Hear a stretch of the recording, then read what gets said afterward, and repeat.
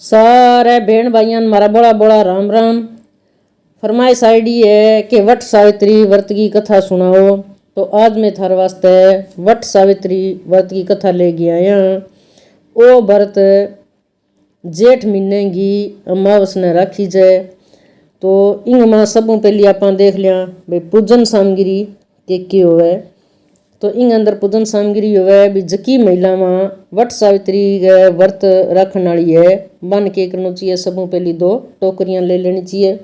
बा टोकरियां में और सत्यवान और सावित्री की फोटो रख लेनी चाहिए और कलाव ले लेना चाहिए। बरगद का फूल, धूप, दीपक, फल फूल, मिठाई, रोड़ी, 1.25 मीटर कपड़ा, बांस का पंखा, कच्चा सूत, इत्र, पान, सुपारी, नारियल, सिंदूर, अक्षत, चावल, सुहाग का सामान, भिगा हुआ चना, कलश छोटो सो और मूंगफली के दाने, मखाने का लावा जैसी चीज़ें शामिल कर लेनी चाहिए। अब इस व्रत की जो पूजन विधि है व्रत कैसे किया जाए। तो वट वृक्ष व्रत के दिन महिलाएं सुबह जल्दी उठकर स्नान कर लें, साफ सुथरे कपड़े पहने और पूरा श्रृंगार करें। इसके बाद बांस की 2 टोकरियां लें और उसमें सारा सामान रख लें। पहले घर के मंदिर में पूजा करें और फिर सूर्य देव को लाल फूल हाथ में लेकर तांबे के लोटे में पानी लेकर अर्घ देवें। इसके बाद घर के नज़दीक जो भी बरगद यानी बड़ का पेड़ हो वहाँ जाएं और वो सामान अपने साथ ले जाएं। सबसे पहले उस पेड़ की जड़ के अंदर, बड़ के पेड़ के जड़ के अंदर पानी चढ़ाएं, जल चढ़ाएं। इसके बाद सावित्री को कपड़े और श्रृंगार का सामान अर्पित करें। वट वृक्ष को फूल और फल अर्पित करें। इसके बाद पेड़ पर रोड़ी और कुमकुम का तिलक करें। फिर कच्चा सूत बांधकर बरगद की 7 बार परिक्रमा करें। बरगद के पेड़ की, बरगद के वृक्ष की आरती करें और अपने पति की लंबी उम्र की कामना करें। और इसके बाद सावित्री वट वृक्ष जो व्रत है उसकी कथा सुने। तो उसकी कथा हम आपके लिए लेके आए हैं। भद्र देश में एक राजा थे जिनका नाम अश्वपति था। भद्र देश के राजा अश्वपति के कोई संतान नहीं थी। उन्होंने संतान की प्राप्ति के लिए मंत्र उच्चारण के साथ प्रतिदिन 1 लाख आहुतियाँ दी। 18 वर्षों तक यही कर्म जारी रहा। इसके बाद सावित्री देवी ने प्रकट होकर वर दिया कि हे राजन, तुझे एक तेजस्वी कन्या पैदा होगी। सावित्री देवी की कृपा से जन्म लेने के कारण कन्या का नाम सावित्री रखा गया।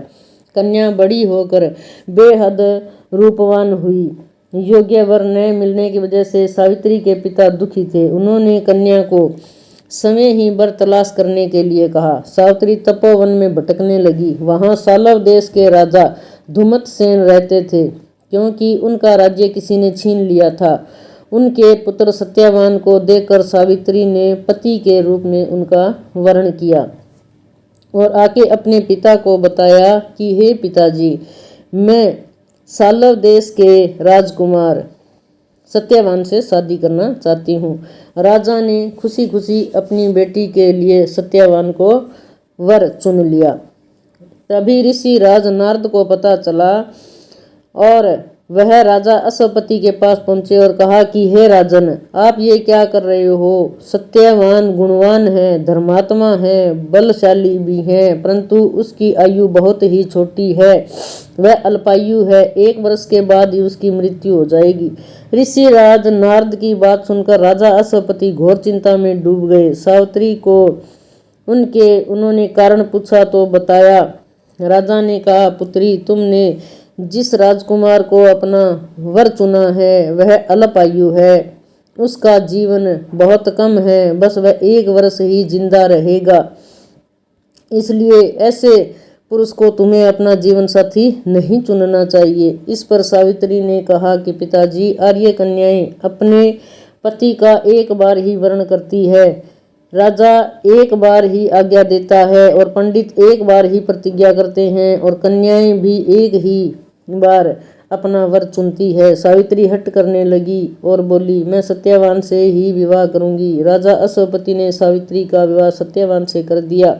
सावित्री अपने ससुराल पहुंचते ही सास ससुर की सेवा करने लगी। समय बीतता चला गया। नारद मुनि ने सावित्री को पहले ही सत्यवान की मृत्यु के दिन के बारे में बता दिया था। वह दिन जैसे जैसे करीब आने लगा, सावित्री अधीर होने लगी। उन्होंने 3 दिन पहले से ही उपवास शुरू कर दिया। नारद मुनि द्वारा कथित निश्चित तिथि को पितरों का पूजन किया। हर दिन की तरह सत्यवान उस दिन भी लकड़ी काटने जंगल में चले गए। साथ में सावित्री भी गई। जंगल में पहुंचकर सत्यवान लकड़ी काटने के लिए एक पेड़ पर चढ़ गए। तभी उनके सिर में तेज दर्द होने लगा। दर्द से व्याकुल सत्यवान पेड़ से नीचे उतर गए। सावित्री अपना भविष्य समझ गई। सत्यवान के सिर को गोद में रखकर सावित्री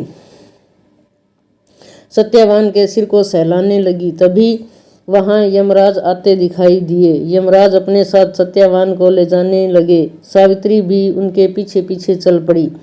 यमराज ने सावित्री को समझाने की कोशिश की कि यह विधि का विधान है, मैं सत्यवान को लेकर जाऊंगा, कृपया आप मेरे पीछे पीछे नहीं आए। लेकिन सावित्री नहीं मानी। सावित्री की निष्ठा और पतिपरायणता को देखकर यमराज ने सावित्री से कहा कि हे देवी, तुम धन्य हो, तुम मुझसे कोई एक वर मांगो। सावित्री ने कहा कि मेरे सास ससुर बनवासी और अंधे हैं, आप उन्हें दिव्य ज्योति प्रदान करें। यमराज ने कहा ऐसा ही होगा, तथास्तु, जाओ लौट जाओ। लेकिन सावित्री अपने पति सत्यवान के पीछे पीछे चलती रही। यमराज ने कहा देवी तुम वापस चली जाओ। सावित्री ने कहा भगवान, मुझे अपने पतिदेव के पीछे पीछे चलने में कोई परेशानी नहीं है, पति के पीछे चलना मेरा कर्तव्य है। यह सुनकर उन्होंने फिर से उससे एक वर मांगने के लिए कहा। सावित्री बोली हमारे ससुर का राज्य छिन गया है, आप उसे वापस लौटा दीजिए। यमराज ने सावित्री को वरदान भी दे दिया और कहा कि अब तुम लौट जाओ, तुम्हारे ससुर का राज्य उन्हें वापस मिल जाएगा। लेकिन सावित्री पीछे पीछे चलती रही। यमराज ने सावित्री को तीसरा वर मांगने को कहा। इस पर सावित्री ने 100 संतानों और सौभाग्य का वरदान मांगा। सावित्री ने यमराज से कहा कि मुझे सौभाग्यवती होने का वरदान दीजिए और साथ में ही मुझे एक ऐसा वरदान दीजिए कि मेरे 100 संतान हो। यमराज ने इसका वरदान भी सावित्री को दे दिया और कहा अब तुम वापस लौट जाओ। सावित्री ने यमराज से कहा कि प्रभु, मैं एक पतिव्रता पत्नी हूँ और आपने मुझे पुत्रवती होने का आशीर्वाद दिया है। यह सुनकर यमराज को सत्यवान के प्राण छोड़ने पड़े। यमराज अंतर्ध्यान हो गए और सावित्री उसी वट वृक्ष के पास आई जहाँ उसके पति का मृत शरीर पड़ा था। सत्यवान जीवित हो गया और दोनों खुशी खुशी अपने राज्य की ओर चल पड़े। दोनों जब घर पहुंचे तो देखा कि माता पिता को दिव्य ज्योति प्राप्त हो गई है। इसी प्रकार सावित्री सत्यवान चिरकाल तक राज्य सुख भोगते रहे। अति पतिव्रता सावित्री के रूप ही प्रथम अपने सास ससुर का उचित पूजन करने के साथ ही अन्य विधियों को प्रारंभ करें। वट सावित्री व्रत करने और इस कथा को सुनने से उपासक के वैवाहिक जीवन या जीवन साथी की आयु पर किसी प्रकार का कोई संकट नहीं आता, और अगर आता भी है तो वो टल जाता है। और जिस प्रकार से सावित्री इस व्रत में अपने पति के लिए सौभाग्यवती सिद्ध हुई, हर औरत जो इस व्रत को रखती है वह भी सौभाग्यवती सिद्ध होती है। यह व्रत करवा चौथ के समान ही माना जाता है। अतः हर सुहागन स्त्री को यह व्रत अवश्य रखना चाहिए जिससे उसके पति के प्राणों की रक्षा हो सके। धन्यवाद।